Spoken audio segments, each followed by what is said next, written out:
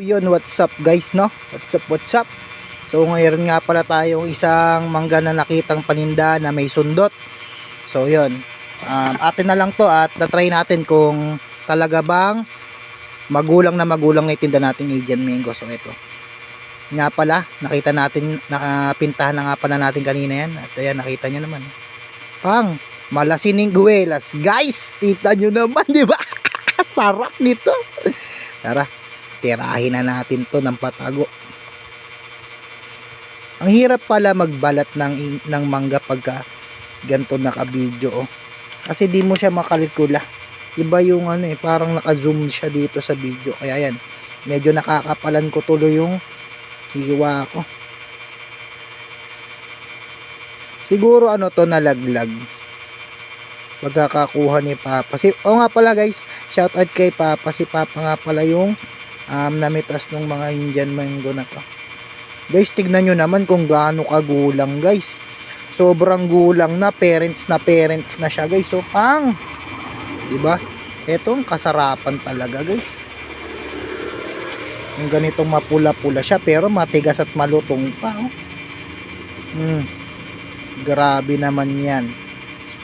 Para ka naman di na grade 2 niyan. Kapal tuloy ng ko guys, ng hiwa ko, ng balat ko.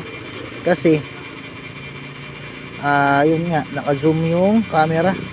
Tsaka masakit pa yung aking kamay sa pilay. Kaya sa mga nagtataka dyan, kung bakit lagi tayong sarado, yun po ang dahilan, di po tayo nakapag-drive. Pero ngayon, medyo okay na. Na-dislocate lang naman yung aking hindi liit guys. Pero ngayon, medyo okay na. Napipilit ko na siyang i-drive. Kahit pa paano, naididiin ko na, pero masakit pa rin sa totoo lang. Tote, oh. Indian mango, napakagulang.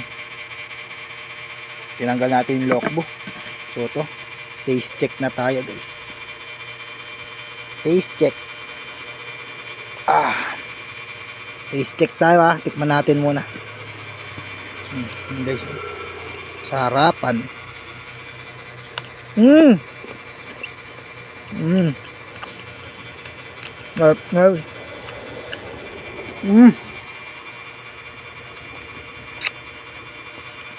Mas masarap pa sa mansanas guys.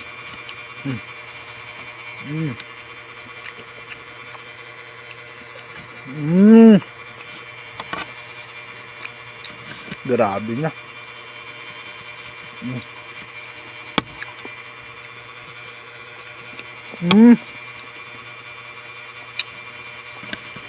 Ito yung pinatrip ko sa mangga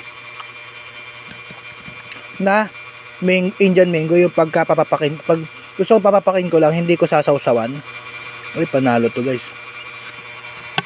Yung medyo mahinog-hinog na siya pero malutong pa.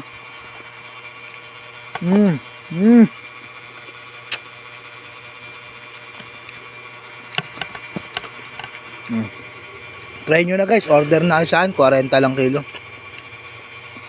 At grabe. Well, tapangusin ko na tong bunot.